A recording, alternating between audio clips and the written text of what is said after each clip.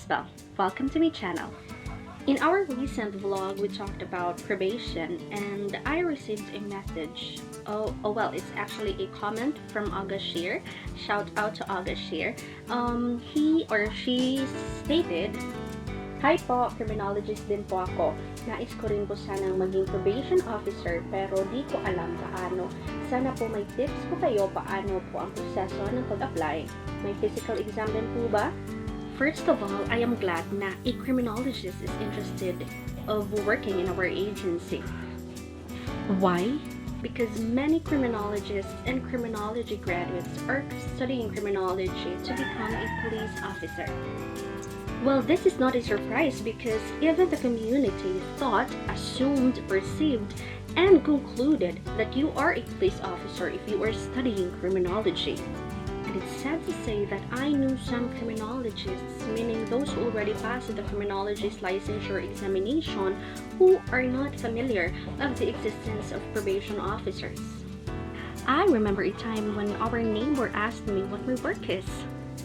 And so I answered, "I'm a probation and parole officer." Her face showed disappointment and told me, "What, di ay kakapasar?" And then I tried my best to educate her that time. Another experience I wanted to share is when the time I had my internship at a police station. One high-ranking official commented, "Sayang ang pagpaskwela sa imong ginikanan kay mubo ka." Like what? Masakit mang makinggan ang mga words na yon. Basta alam ko sa sarili ko na I did my best to become a good student and I didn't waste the resources my parents gave me for my education.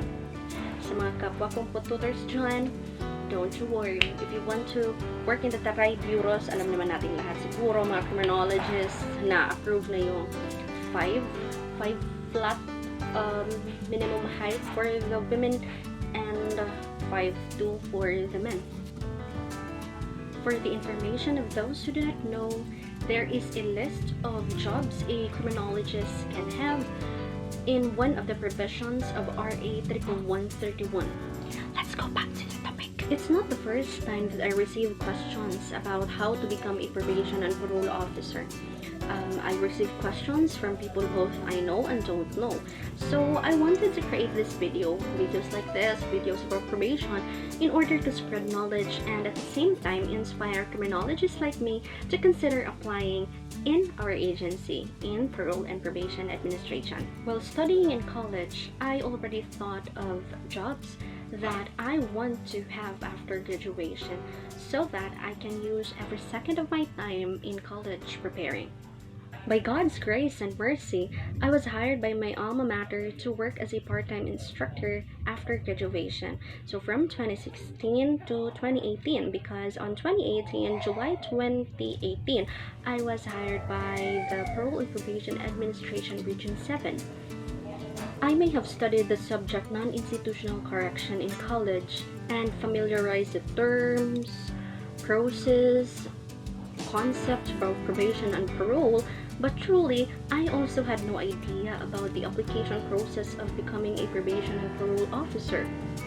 Now, I just want to share my own personal experience during the application, and I hope many will become interested of working in our agency. If I remember it right, I submitted my application documents 4 times. First, I had my application documents received at the regional office of the DOJ PPA. Second, I had my documents received at the Canlaon City Parole and Probation Office. Third, I submitted my documents at the Hulingan City Parole and Probation Office.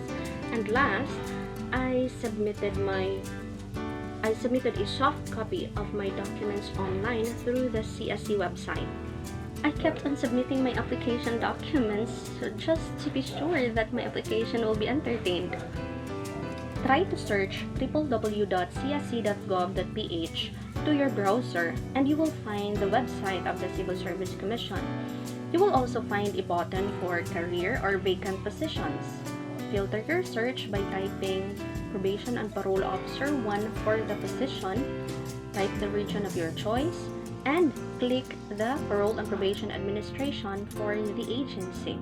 This method is helpful, especially today that we cannot travel anytime and anywhere we want.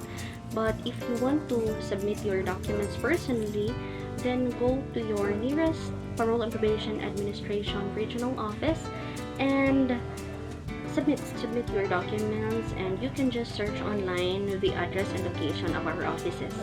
Prepare a cover letter addressed to the regional director.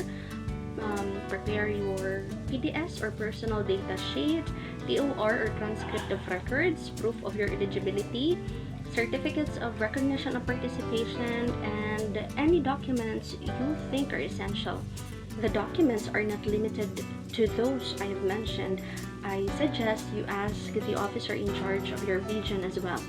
After a year of submitting my documents and waiting for a call from the agency, I finally received the call sometime in February 2018.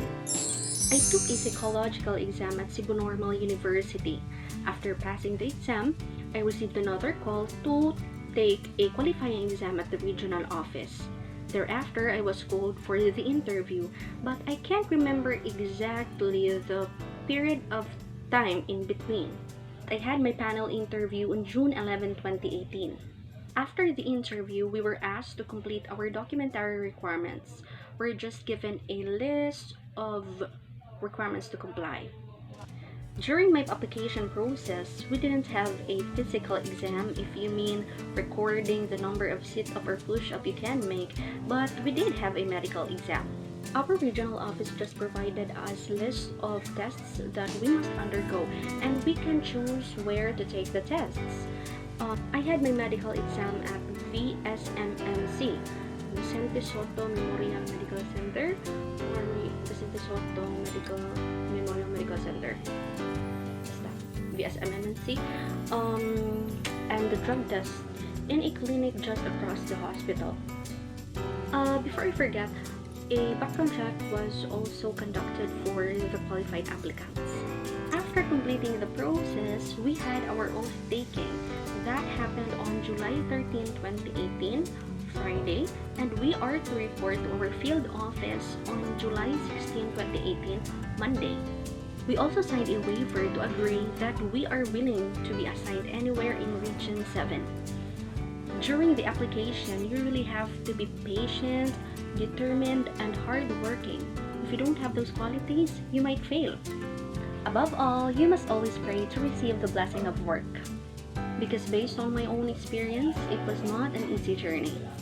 I shed tears and waited for quite a period of time. During the panel interview, I was the one who first arrived in the regional office, but because the sequence of interview was based on bunot-bunot, I got the last number, so I was the last interviewee.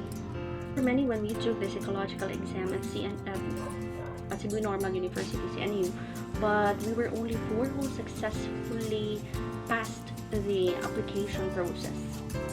Our oath-taking was conducted on a Friday, and in the weekend I had to join my classes because at that time I was still studying graduate school. Before we went home to Negros, we still looked for a boarding house in Talisay City because it is where I was, and I'm still assigned in Talisay City Parole Probation Office. Sumakay kami sa light ferry at 9 o'clock in a Sunday evening and arrived home at 12 midnight, and then we hurriedly packed my things because kailangan namin umabot sa 1:30 a.m. trip pabalik sa Cebu. We arrived sa Talisay mga 5:30 in the morning, and I have to prepare for work, so I really did not get a good night's sleep before my first day of work. Okay, Bellies. So to those who want to apply, or to those who want to become a probation and parole officer, I must say that you need to have a clear vision, a reason why you want to work in the Parole and Probation Administration. Ask yourself, are you ready to offer your life in the agency? Why do I say offer your life? This job is not plainly a job that you work, you earn, and that's it. It's beyond that cycle. You need to touch the lives of your clients because we are handling people who once deviated from the norm and violated the laws. Well, we don't change them, but we help them change to become a better person. Alright, Belly, so I hope you find this video helpful, and please don't forget to subscribe to my channel, and I also hope you will share this video if you also think this video is worth sharing. See you in my next vlogs. Bye!